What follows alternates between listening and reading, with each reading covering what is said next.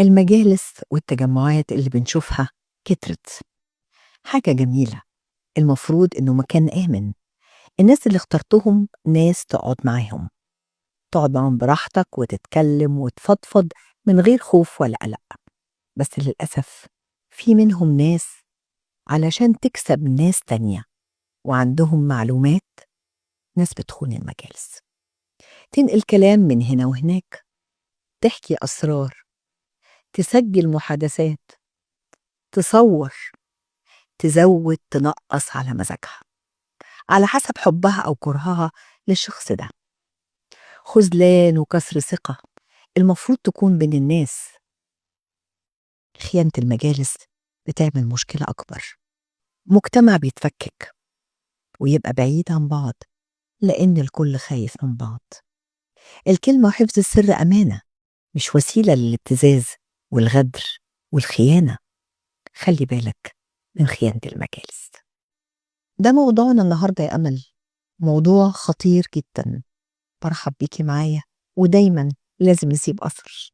حقيقي طبعا، ولازم نسيب أثر، دي حاجة حقيقية. وموضوع النهاردة مهم جدا جدا، وده سبب في إن دلوقتي في ناس كتير جدا بتخاف أصلا تقعد مع ناس، بتخاف إنها توسع دايرة العلاقات وتبقى اجتماعية أكتر. بقوا بيقفلوا عليهم عشان خوفا من خيانة المجالس. دلوقتي الدايرة كل شوية بتصغر على محيط معين.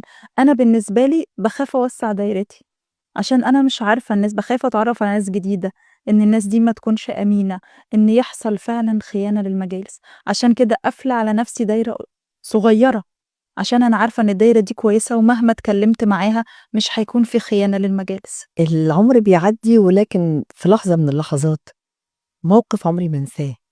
في اجتماع في شغلي، وفوجئت لقيت الاجتماع ده منقول بالحرف بالصوت والصورة للي أعلى، لقيادة من القيادات أو لمدير من المدراء اللي عندنا. لكن إيه اللي حصل؟ مين عمل كده؟ وليه عمل كده؟ عشان يثبت ولاءه لغيره، ولا عشان يفضح ناس كانت مضايقاه لأنها بتبان قدام القيادة بتاعته أو مديره إن هو كويس لكن بينتقد؟ وهكذا بدأت الصورة تبان قدامي. لا، اوعي نبين تكلمي مع حد بمنتهى الصراحة، اوعي تسري لحد سر ممكن يضايق حد أو ممكن يستغله عنك أو عليكي.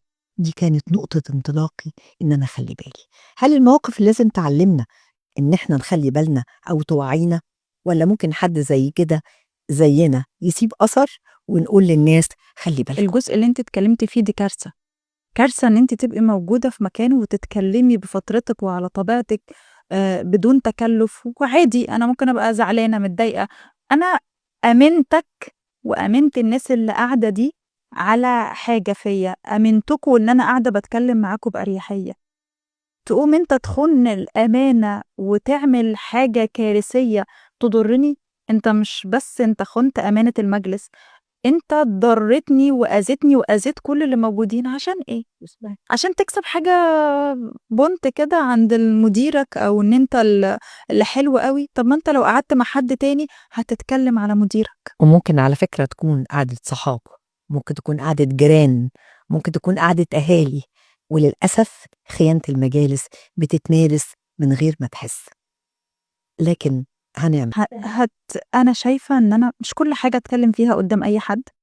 حاجة أنا بتكلم فيها وبفضفض فيها لازم تبقى الدايرة قريبة مني، للدايرة اللي أنا عارفة إنها مش هتطلع تتكلم بره. لو أنا عارفة إن الدايرة دي هتتكلم أنا مش هقول حاجة.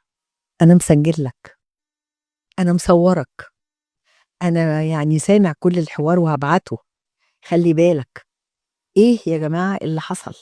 ليه المجالس اللي كنا إحنا بنشتاق ليها ونقعد ونعمل لها عشاء ونعمل لها أكل ونعمل لها فضفضة حقيقية وراحة عشان نكمل حياتنا، نلاقيها هي دي كمان والمشكلة هتبقى إن فيها كمان مشكلة؟ إن التسجيل دلوقتي أنت ممكن تبقي بتتكلمي مع حد وبتبعتي له فويس، وممكن يبقى بين الراجل ومراته.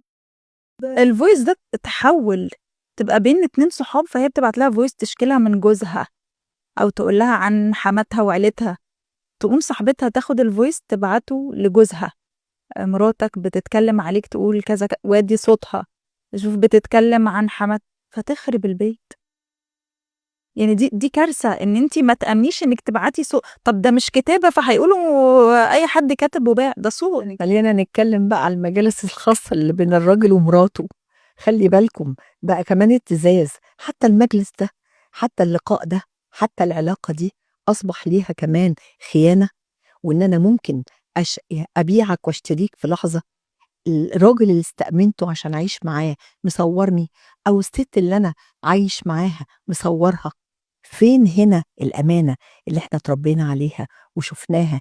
ازاي تعملي فيه كده وازاي تعمل فيها ويعني كده؟ المشكلة الأكتر من كده كمان إن بيحصل ابتزاز من بعض الناس وبعض الأزواج.